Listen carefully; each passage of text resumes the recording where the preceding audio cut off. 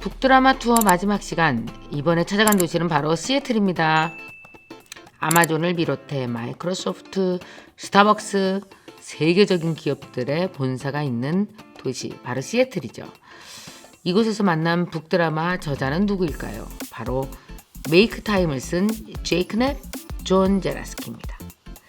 지난 7월에 제가 북드라마로 소개해서 31만 조회수를 기록한 바로 그 책 메이크 타임인데요. 의지력만으로는 일상을 통제하기가 너무 어렵고 항상 시간이 없다고 느낄 때 꼭 읽어야 할 새로운 시간 관리법으로 제가 소개를 했었습니다.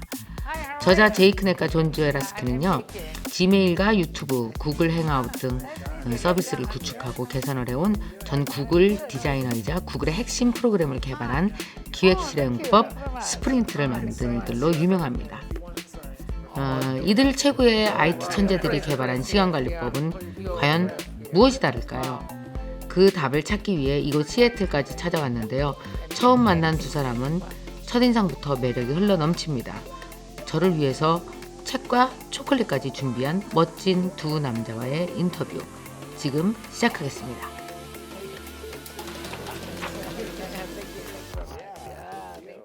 Nice to meet you. Nice to meet you. I'm MK Kim. Yeah, pleasure to meet you. I'm Jake, You- I should say. Jake. Yeah, and I'm John. You're John. Yeah. Jake and John. You can call me Jay-Z if you'd like. My friends call me Jay-Z. You want JG. Jay-Z, Okay. yeah. JG. Yeah. I can call you JG. I can call you. Jake. My friends also call me Jake. Okay. Would you like to say hello to our Korean viewers? Yeah. To the camera. Okay. Hello, 안녕하세요. Ah, that's great. Okay. Yeah, hi everybody. John Zeratsky. Very excited to be here today. That's great. Okay. So, early this year, I introduced your book on my YouTube channel. Thank you. There are many people, they really loved reading your book, and they gave many great review. So I think because your book is really unique, and then it's very easy to apply to their life. Yeah, yeah. That's why many people really like your book. Yeah. Well, that's great to hear because Okay. that's kind of what we were going for.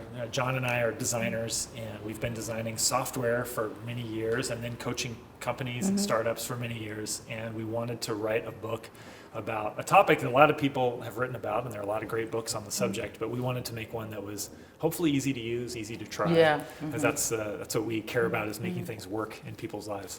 Your book, this Make Time, it is bestseller in Korea. Well, it sounds like we have you to thank for that. After I introduced your book, in just a few days later, and then it was on bestseller. Okay, yeah, exactly. So we definitely that's have you to yeah. thank. Can you do that for any book we write? Can we write anything? Okay. Let me explain about this interview. So I found some keywords from your book. Oh, And okay. I tell you the keyword first, and then I ask you some related questions, okay? That sounds good. And the first keyword about friendship. Friendship. So I know that you guys are very close friends, and Yeah. then you mentioned in your book, you guys are just like family. Yeah. Yeah. When did you guys meet? You want to tell the story? Okay. Sure. Yeah. Actually, I want to tell the story Oh, first. First, I want to okay. give you my perspective, and then I'll tell you. John already worked at Google Ventures. I got my job at Google Ventures, and I met him, and I instantly, from the first moment I met him, I did not like him because Why? Because he's younger than I am. He's better looking than I am. He's good at he knew how to do everything. He had worked with startups before. I never had. He knew how to write code. Knew how to program. I didn't know That how to means do you that. were jealous of He's a him. better designer. I was jealous. I was jealous of him. But then I started working with him, and the thing is, he's a really nice guy. And so I didn't want to, but I did like him. But at first, I didn't. Anyway, I'll let you tell your impression. Okay. Yeah. Well, so I was working at this company called Google Ventures, which Okay. invests in startups, and my job there was to basically go into those startups after we made an investment and try to help them, to sort of be like a consultant and help them do whatever work they were doing, launching products or doing marketing to their customers. And at first, I would just sort of go into the companies and try to tell them what to do. And I think well, what would I do? And I would just tell them to do that. But Okay. pretty soon we realized that wasn't really going to work. There was no way that I could have all the answers for these companies. And so we needed a better approach to help these teams work together, to focus on answering their own questions. And we had heard about Jake, and we had we knew the same people, and we started to get to know each other. And Jake had been experimenting with this process at Google called the design sprint, which is a way for teams to focus together on their most important challenges and opportunities. And so we recruited Jake to join our team at Google Ventures, and then we started working together, going into all these startups and really helping them change the ways that they work, change the ways that they spend their time, so that they could focus on the work that was really important to their business, instead of just like answering email all day and sitting through meetings and the kind of stuff that people often get stuck doing at work. Okay. Wow. Yeah. Okay. Next keyword is about make time. This book. Yeah.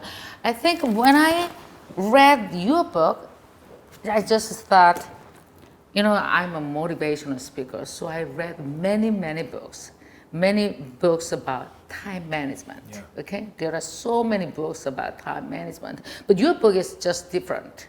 But very unique. Yes. It's very unique and also practical. It's also practical. That's why I really like your book. So, what do you think? What are some differences between your book and other time management books? How do you answer that? Well, I can say a couple things. One of the differences is that most time management books, they tell you exactly what to do. Okay. So they say, first do this, then do that, then do the third thing. And if you okay, do everything right, you'll be golden. Then you'll have time. okay. And our book isn't like that. Our book is sort of like, it's kind of like a cookbook. If you get a cookbook, There's it's so full of many recipes. Okay. and you kind of page through it and you find the ones that really appeal to you and you think, I could do that. I can make that. That would work for me. And you try it, and then maybe that gets you excited to try something else. And over time, you customize the recipes and you tweak them and you find your favorites. Okay. And eventually, it's not that you're doing exactly what we told you to do, but you're customizing the system so that it perfectly fits into your life and it matches your priorities. And I think that's one of the biggest differences. So you suggested 87 tactics, yeah? Yeah. We can pick up, this recipe, I'm gonna cook with this. Right. Okay. Yeah, and most people who are really into make time, and even us, as the authors of the book, people only use maybe 10 of the tactics or 15 or 5, or even if you only use one tactic, even if there's only one thing in the book, like this idea of setting a daily highlight or the idea of having a distraction-free phone, even if there's only one thing, but it makes a difference for you, then that's great. Then we feel like we succeeded with the book. Okay, that's great. That's why I really like this book, Make Time. Okay, the next question is about busy bandwagon. Wow, that's a great idea. Okay, so busy bandwagon and being busy. Being busy. So you talk about busy bandwagon in this book, and I think people are very, very concerned about being busy. Yes. And sometimes people even compete with each other. Yes. Who is busier than me? That means, because I think they believe that being busy means being successful. Yes, it's a sign That's the biggest misunderstanding, but people do. Yeah, it's a sign of being important. If I'm busy, then that means people need me to do things. They want me to do things. I have work to do. So it's definitely a big problem, I think, here in the United States. I don't know if it's true in Korea, but my impression is in Korea people are very busy too. Very competitive. Yeah. So when we're in an environment where everybody is talking about being busy all the time, and we think everybody expects us to be busy all the time, it makes it that much easier to fill time with any task, and not be so critical about if it makes sense, if it's the right way to spend our time. And it becomes harder to make the choices and the trade-offs you have to make to focus on the things that really matter to us. Because ultimately what you have to do is, as John said, you have to decide each day, what matters today? And What matters today? What matters today? How am I going to make time for that Highlight. one thing today? Yeah. The highlight. So the highlight is our antidote to the busy bandwagon. You know, it's a way to start breaking that chain of always trying to react and always trying to be busy at all times.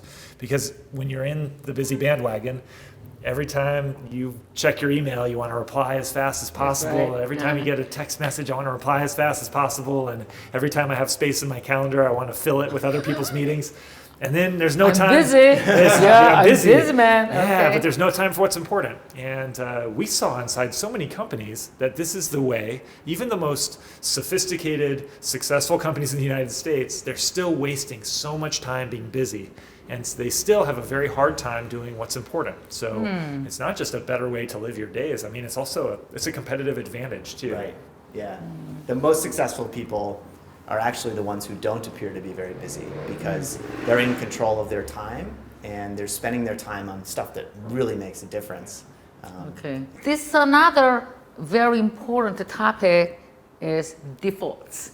You know that this is one of my favorite idea of your book, defaults. Yeah.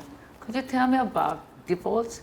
There are so many defaults surrounding us. Yeah. To me, that I wake up in the morning and I must check email first. There's hundreds email. Yeah, half of that is junk mail. And then I checked my text messages to read, and then I must check my YouTube channel every single hour. Well, you have good reason to. And what else? Instagram. Yeah. I have Instagram. Yeah. Sure. Well, yeah, and think There about are think so about when you many things to react. Yeah. Think about when you get a brand new smartphone, you know, and you open the box and you take the phone out and it's shiny and it's perfect and you turn it on. The very first thing you do is you sign into your email account.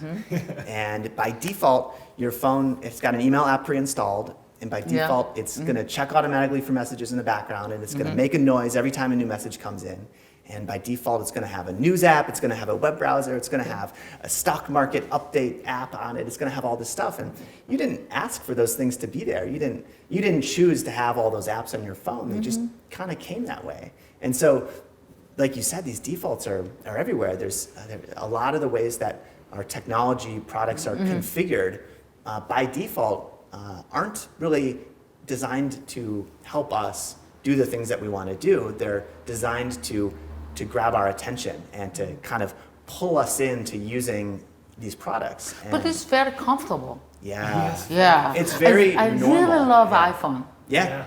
Yeah. What about you? Yeah. iPhone. Right here. Yeah. There it is. I really, Yeah. I can't imagine that. Yeah, I could live without iPhone. Well, yeah, and It's a default. It's very And it's- evil defaults. I know. And there's some things that are really amazing about iPhones, about Android phones. I mean, the ability to download a whole book on your phone and read it. Or you land in a new city. You know, you're traveling here in the United States and you get off the plane and you pull up the map and it's there instantly. Or, you know, all the amazing things you can do, having the camera in your phone. Yes. So, you know, and we worked in the technology industry. So we're technology enthusiasts and we really want to encourage people to use these technologies as tools to help them do the things that are important to them. Yeah. But we also want to help people avoid feeling like they're being used by the technology. So we want the humans to be in charge, not the devices. Yeah, right. So we lose our control. Yeah. Yeah. Yeah. So, but you said you got get rid of them, right? You got. Yeah, I did. Yeah, I'll show you right now. Here's Rid of them, there's right? the screen. Yeah. So. Oh my God! It's so Yeah. It's not much on there. empty. Very empty. Yeah, and this is the Very thing. empty. Oh, Well, now There's some stuff on Oh, there. now there's some. What about the next page? Uber. Do yeah, you have yeah, a yeah. next page? Yeah. Next page? Yeah, go over. Okay. Yeah. Only Yeah. Kindle. Yeah.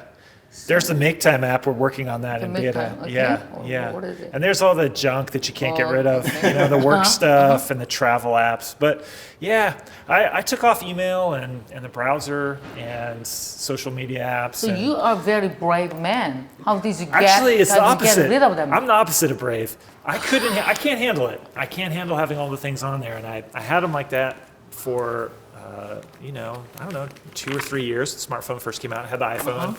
And I just reached this point where I realized it was taking my attention always away from my family or from whatever was going on in life. I was wondering, what's going on the phone? And is there something new? Oh, yes. And I reached this point where I was with my kids. We were on the floor playing with wooden trains, and my son says, "Dad, why are you looking at your phone?" And I realized that without even thinking about it, I had taken my phone out and I was, I don't know, checking my email or checking Instagram. I don't even know what I was doing, but I never thought about it. And I was missing, I had worked so hard to get home in time in the evening before my kids went to bed to spend time with them. And then I wasn't even there because I was on the phone. It wasn't even it's there. It's not okay. Right. Yeah, and I got so angry at myself. So I just deleted everything on the phone that distracted me. And I thought this would be really hard. You know, when I was done, I was like, oh my God, what have I done? But I decided to try it for one day. And what happened was, during that day, I felt free. My whole head felt different. I had more attention. Everything seemed quieter. And I could, it was like time slowed down, you know? And so when 24 hours were over, I didn't even notice. It was, you know, I spent a week doing it. And then, I mean, now I think it's been almost 7 years like this. And I got John to try it too. I finally convinced my wife to try it. That took longer. But I think it's really powerful because, as John said, there are so many things that the phone can do that are amazing that do not distract. There are wonderful tools on the phone. But by default, I had taken all of it. I said yes to everything. But we don't have to accept that default. We can choose what we want to use. And we can take away the things that don't serve us, and especially the things that steal away our time, because that's our life, you know. I shouldn't miss those moments with my kids to check my email or to check Instagram. It's not worth it. But you finally made your time for your matter, okay? Yeah. For your life. Yeah. Oh, that's great. That's great. This is really interesting. Someday project. Someday project. It's really interesting. You know, so you, Jake, you have your someday project, and then John, you have your someday project. Okay, this is someday project. What did we write? Yeah, Jake, your someday project. Yeah. JG, your someday project. Could you read with your voice, Jake? Oh, sure. First? Yeah. Okay. Yeah. So I wanted to start writing in the evenings, but realized that the lure of watching TV was a big problem. So I experimented and made a serious change to my defaults, putting the DVD player in the closet and unsubscribing from Netflix. With the freed up time, I started working on an adventure novel, and I stuck with it, pausing only when we wrote our book Sprint. Writing was something I'd wanted to do since I was a kid, and making time for it felt awesome. Yeah, that's true. That's true. Yeah. Your turn. For years, my wife Michelle and I had dreamed of taking long sailing trips together. So we bought an old sailboat and started spending our weekends fixing it up. We applied the same tactic of choosing one daily task and putting time on the calendar to highlight to get it done, and as a result made time to learn about diesel engine maintenance, electricity, ocean navigation, and together we've now sailed from San Francisco to Southern California, Mexico, and since the book has come out, we've sailed through Central America, Panama, up through the Caribbean, and to Key West, Florida. So, yeah, that was my someday project. Wow, that's great. So I think many people, most of people have their own someday project. Want to start their someday project right away. Then, so what are some of the things that they have to do today? Yeah, well, we always encourage people to start really small. So we encourage them, you know, not to get hung up on thinking about, you know, when they're going to be a master musician, but how can they make time tomorrow? Maybe make a little bit of time to start practicing, or take one small step of buying a book or signing up to take a lesson. And it's very important to know sort of the proactive side of it. So what do you want to make time for? So, and then next keyword is about this 4 daily steps. This highlights, leisure, energize, and reflect. You want to explain how it works? Yeah, sure. So we've already talked about highlight. It's the idea of starting each day by asking yourself, what do I want to be the highlight of my day? What's the one thing that I want to bring my best energy and attention to, and make sure that no matter what else happens, I made time for that one thing. So that's the first step, highlight. First step. The second step is laser, and that's all about your Focus. attention, your focus, and making sure that you're not being distracted and pulled in a million different directions. And so our advice there is really about reconfiguring your technology, your phones, maybe putting your TV in a different room, structuring your calendar so that you have time to focus on your highlight. Remove all the defaults. Yes, exactly. Okay. Reset those defaults that are reset. kind of sucking your time away so that you have the ability to spend your time on your highlight, that thing that matters. The third step is energize, and it's kind of based on the idea that if we're not taking care of ourselves, if we're not healthy and well, if we haven't slept, if we haven't eaten, if we're we're not sort of well rested, we're not going to be able to make time for what matters. We're not going to be able to actually make the most of those moments when they come around. And then the fourth step is reflect, and we think this is super important because like we said, Make Time is designed to be a system that you can customize and you can make it fit into your life, and it's really important to take note of what's working for you and what's not working for you. And so we encourage people at the end of the day to spend a couple minutes sort of looking back and saying, what did I want to make time for? And did I do it? And what went well during the day and what didn't go well? And then perhaps most importantly, what am I going to try tomorrow? What's my plan for tomorrow? How am I going to make sure that tomorrow is a little bit better than today? So those are the 4 steps. Yeah, that's the 4 steps. Yeah. And then this is the last keyword. Okay. Finally, we have last keyword.